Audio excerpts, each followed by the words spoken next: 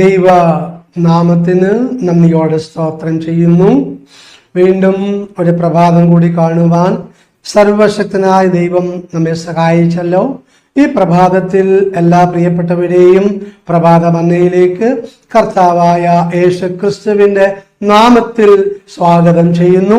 ദൈവമായ കർത്താവ് നമ്മെവരെയും അനുഗ്രഹിക്കുമാറാകട്ടെ, സഹായിക്കുമാറാകട്ടെ. ഇന്ന് പകൽക്കാലം അല്പസമയ ചിന്തയ്ക്ക് വേണ്ടി വായിക്കുവാൻ ആഗ്രഹിക്കുന്ന വേദവാക്യം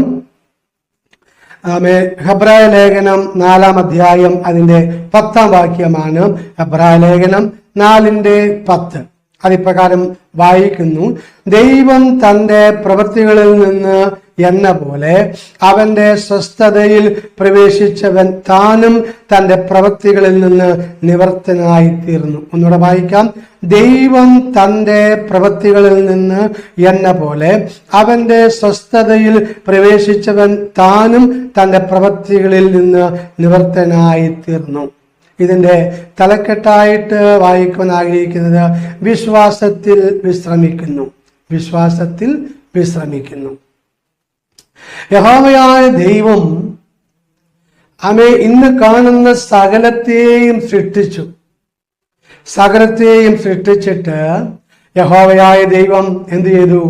7-ാം ദിവസത്തെ അനുഗ്രഹിച്ച് ശുദ്ധീകരിച്ച് വിശ്രമ ദിവസമാക്കി തീർക്കുവാൻ ഇടയായി തീർന്നു. സ്തോത്രം. അപ്രകാരം കർത്താവ് യേശുക്രിസ്തുവും എന്തു ചെയ്തു? കാൽവറി ക്രൂശിൽ സകലത്തെയും നിവർത്തിക്കുവാൻ ഇടയായി തീർന്നു. സ്തോത്രം.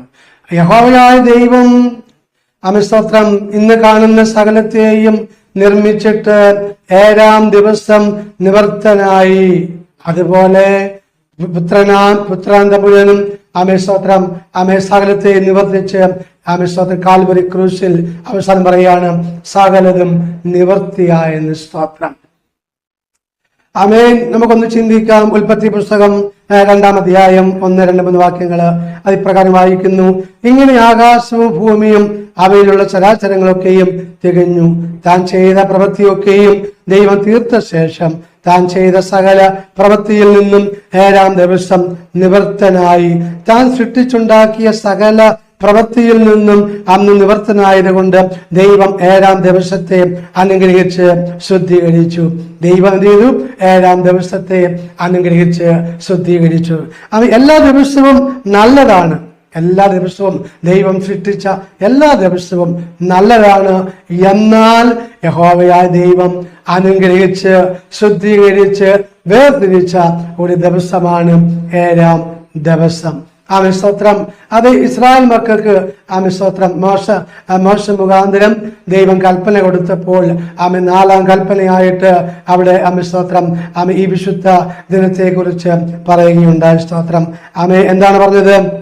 പുറപ്പാട് പുസ്തകം 20-ാം അധ്യായം അതിന്റെ 8-ാം വാക്യത്തിൽ ഇപ്രകാരം വായിക്കുന്നു. പുറപ്പാട് പുസ്തകം 20-ാം അധ്യായം അതിന്റെ 8-ാം വാക്യം: സബത്ത് നാളിനെ ശുദ്ധീകരിക്കാൻ ഓർക്ക. എന്താണ്? സബത്ത് നാളിനെ ശുദ്ധീകരിക്കാൻ ഓർക്ക. സ്തോത്രം. അതെ, മാനവ ജാതി മുഴുവനും എന്ത് ചെയ്യണം?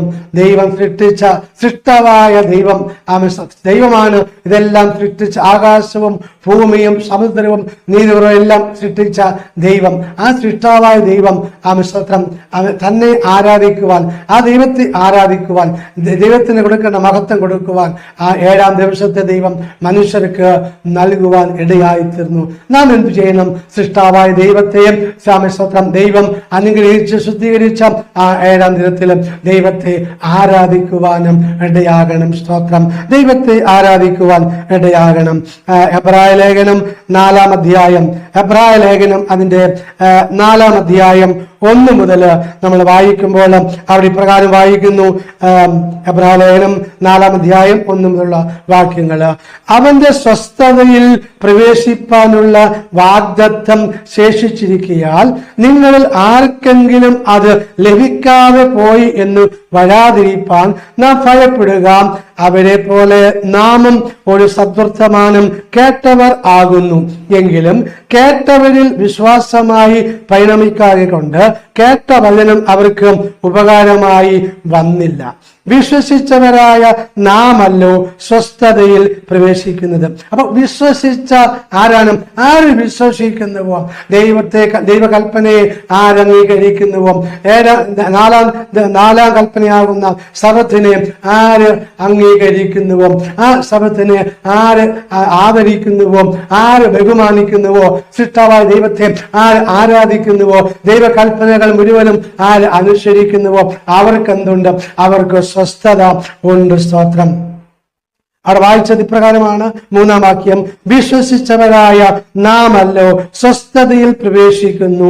ലോകസ്വാപത്തിങ്കൽ പ്രവൃത്തികൾ തീർന്നു പോയ ശേഷവും അവർ എന്റെ സ്വസ്ഥതയിൽ പ്രവേശിക്കുകയില്ല എന്ന് ഞാൻ എന്റെ കോപത്തിൽ സത്യം ചെയ്തു എന്ന് അരുളി ചെയ്തിരിക്കുന്നുവല്ലോ. 7-ാം നാളിൽ ദൈവം തന്റെ സകല പ്രവൃത്തികളിൽ നിന്നും നിവർത്തനായി. നോക്കണമേ, 7-ാം നാളിൽ ദൈവം തന്റെ സകല പ്രവൃത്തികളിൽ നിന്നും നിവർത്തനായി എന്ന് 7-ാം നാളിനെ കുറിച്ച് ഒരിടത്ത് പറഞ്ഞിരിക്കുന്നു. എന്റെ സ്വസ്ഥതയിൽ അവരെ പ്രവേശിക്കുകയില്ല എന്ന് ഇവിടെ പിന്നെയും അരുളി ചെയ്യുന്നു. സ്തോത്രം. അനുസരണം കെട്ടവരോടാണ് ഇത് പറയുന്നത്. അതുകൊണ്ട് ചിലർ അതിൽ പ്രവേശിപ്പാൻ ഇടശേഷിച്ചിരിക്കാനും മുമ്പേ സദ്വർത്തമാനം കേട്ടവരും അനുസരണക്കേട് നിമിത്തം പ്രവേശിക്കാതെ പോകയാലും ഇത്ര കാലത്തിന്റെ ശേഷം ദാവീദ് മുഖാന്തരം ഇന്ന് അവന്റെ ശബ്ദം കേൾക്കുന്നു എങ്കിൽ നിങ്ങളെ ഹൃദയം കഠിനമാക്കരുത് എന്ന് മുമ്പേ പറഞ്ഞതുപോലെ ഇന്ന് എന്നൊരു ദിവസം പിന്നെയും നിശ്ചയിച്ചിരിക്കുന്നു. സ്തോത്രം. യോശുവ അവർക്ക് സ്വസ്ഥത വരുത്തിയെങ്കിൽ മറ്റൊരു ദിവസത്തെ കുറിച്ച് പിന്നത്തേതിൽ കൽപ്പിക്കുകയില്ലായിരുന്നു. ആകയാൽ ദൈവത്തിന്റെ ജനത്തിന് ഒരു സബത്ത് അനുഭവം എന്ത് ചെയ്തിരിക്കുന്നു? ശേഷിച്ചിരിക്കുന്നു. ആർക്കാണ്? ദൈവത്തിന്റെ ജനത്തിന്. ആരാണ് ദൈവത്തിന്റെ ജനം? കർത്താവായ യേശു ക്രിസ്തുവിനെ സ്വീകരിച്ചവരും. യോഹന്നാൻ 1:12 അവനെ കൈക്കൊണ്ട് അവന്റെ നാമത്തിൽ വിശ്വസിക്കുന്ന ഏവർക്കും ദൈവമക്കളായി തീരുവാൻ അവൻ അധികാരം കൊടുത്തു. അപ്രകാരം ദൈവമക്കളായി തീർന്ന ദൈവകൽപ്പനകൾ അനുസരിക്കുന്നവർക്ക് ഇവിടെ എന്താ പറഞ്ഞിരിക്കുന്നത്? ആകയാൽ ദൈവത്തിന്റെ ജനത്തിന്, ദൈവമക്കൾക്ക് ഒരു സബത്ത് അനുഭവം ശേഷിച്ചിരിക്കുന്നു.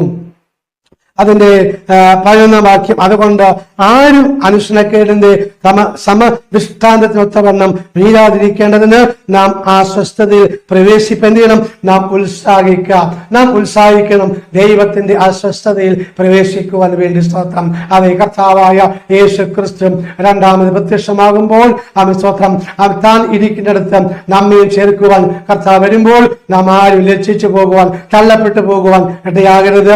അതിനായിട്ട് സർവശക്തനായ ദൈവം ഏവരെയും സഹായിക്കുമാറാകട്ടെ, അനുഗ്രഹിക്കുമാറാകട്ടെ. ഇന്ന് പകൽക്കാലം ജന്മനാൾ ഓർക്കുന്ന പ്രിയ ജോബി റോയി കുറ്റപ്പുഴ, അതുപോലെ ജോബിത പ്രിൻസ് കുറ്റപ്പുഴ, ഇവരെ ഓർത്ത് നമുക്ക് ഒരുമിച്ച് ദൈവത്തോട് പ്രാർത്ഥിക്കാം.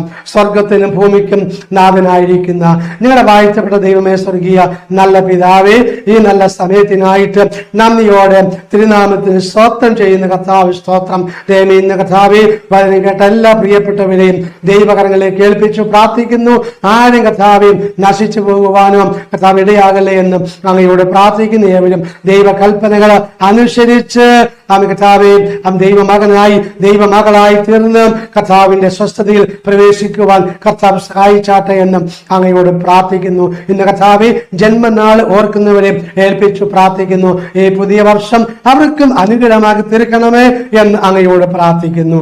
സകലമാനവും മഹത്വവും പുകഴ്ചയും അങ്ങേക്ക് അർപ്പിക്കുകയാണ്. പ്രാർത്ഥന കേട്ടിരിക്കുക. സ്തോത്രം ചെയ്യുന്നു കർത്താവായ യേശു ക്രിസ്തുവിൻ ധന്യമുള്ള നാമത്തിൽ തന്നെ.